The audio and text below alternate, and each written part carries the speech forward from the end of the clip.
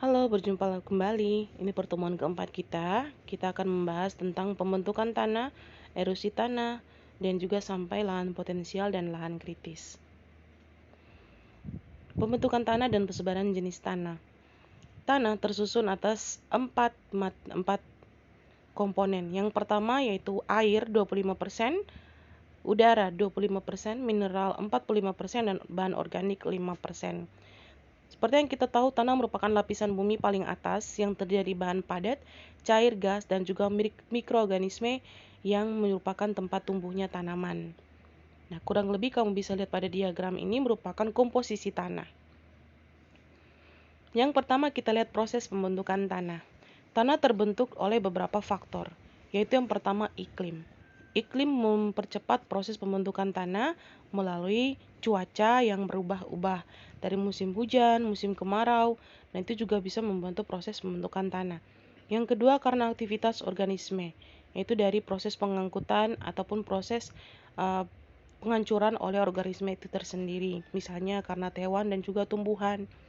Yang berikut itu bahan induk. Bahan induk ini adalah terdiri dari keras lembutnya batuan induk, yaitu di mana proses penghancuran batuan akan lebih cepat ketika bahan induk itu memiliki tingkat kekerasan yang tidak terlalu, sehingga bisa mempercepat proses pembentukan tanah atau proses penghancuran batuan itu sendiri. Yang keempat itu topografi, dilihat dari letaknya, dari ketinggian dan rendahnya suatu wilayah. Jadi tanah itu cepat hancur juga tergantung dari tinggi rendahnya wilayahnya itu sendiri. Dan yang terakhir dilihat dari waktunya.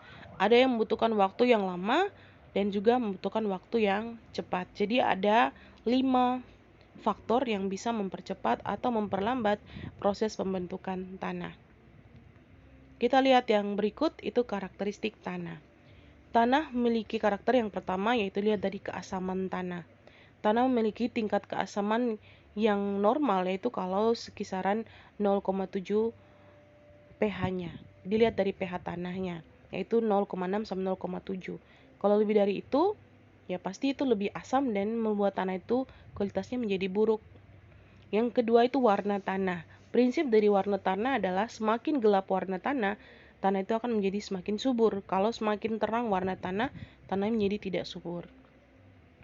Yang berikut itu dari tekstur tanah. Tekstur tanah dilihat dari teksturnya ya, berarti kasar sampai halus. Kalau tanah yang kasar, itu biasanya tanah yang lebih cepat menyerap air.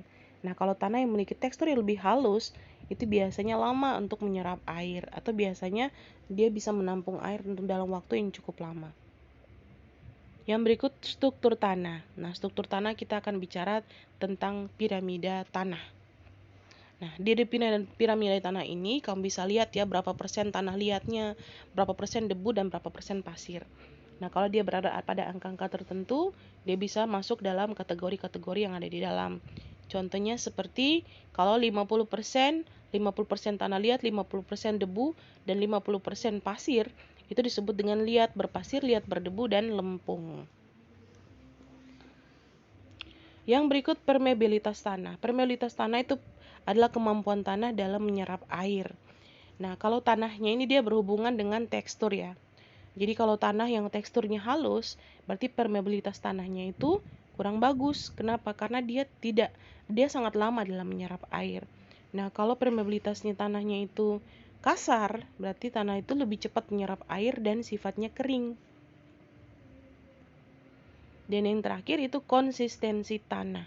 Konsistensi tanah itu berhubungan dengan keadaan tanah itu. Apakah tanah itu memiliki bahan induk yang bagus ataupun tidak. Contohnya seperti kalau bahan induknya itu batuan breksi ataupun batuan basalt, pastinya kan itu merupakan jenis batuan beku. Berarti proses penghancurannya sangat lama. Nah, begitupun berbeda dengan kalau bahan induknya itu kapur. Nah, biasanya kan itu akan berubah bentuk menjadi tanah liat gitu. Jadi berbeda dari konsistensi tanahnya, lihat dari jenis bahan induknya itu seperti apa. Nah, setelah itu kita akan lihat tentang struktur lapisan tanah. Bicara dengan struktur lapisan tanah, itu biasa kita hubungannya dengan horizon tanah. Horizon itu adalah horizon O, horizon A, horizon E, horizon B, horizon C, dan yang paling bawah itu horizon R. Nah, kita lihat satu-satu. Yang pertama itu horizon O, yaitu di mana terdapat yang kita kenal dengan horizon organik yang di dalamnya terdapat 20% lebih bahan organik. Yaitu di mana tempat kita bisa melihat tumbuh-tumbuhan hidup. Nah, kalau horizon A itu tempat humus dan akar pohon. Di dalam juga masih banyak bahan-bahan organik. Nah, di sini tempat di mana kita menemukan akar pohon merembes masuk sampai ke lapisan A. Pada horizon O itu tempat merupakan terjadi pencucian, di mana warna tanah mulai berubah. Kenapa? Karena di sini proses terjadi infiltrasi air hujan, sehingga merubah bentuk warna tanah itu menjadi lebih terang, atau biasa kita sebut dengan kuarsa terang. Horizon B, yaitu di mana material hasil pencucian horizon E diendapkan, yaitu di mana tanah ini akan mengandung banyak sekali mineral, tetapi bahan organik sudah tidak ada. Untuk horizon C, itu lapisan terbawah. Ada tanda pelepukan, tapi bahan organik sangat sedikit. Di sini terjadi persiapan untuk pelepukan yang berikutnya.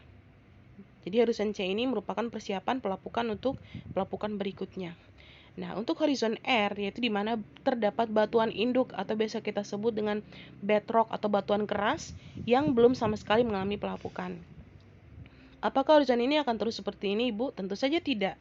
Dia akan terus mengalami perubahan. Bisa saja horizon C akan menjadi horizon O, dan horizon R bisa menjadi horizon B, dan seterusnya. Jadi, kalau terjadi pengikisan, otomatis horizon E ke atas akan terjadi pengikisan. Karena di sini merupakan lapisan tanah yang mudah sekali terkikis. Nah, horizon B akan naik menjadi O, C menjadi A, R menjadi E, dan seterusnya. Nah, inilah yang disebut dengan proses pembentukan tanah, adik-adik. Oke, terima kasih atas perhatian kalian. Dengan begini, pertemuan tentang kompetensi dasar 3.5 kita sudah selesai tentang dinamika litosfer. Kita akan siapkan diri untuk ulangan ya. Baik, terima kasih. Jika ada pertanyaan, silakan kalian share pertanyaan kalian di grup. Semoga Ibu bisa menjawab pertanyaan kalian. Oke, terima kasih. Salam geografi.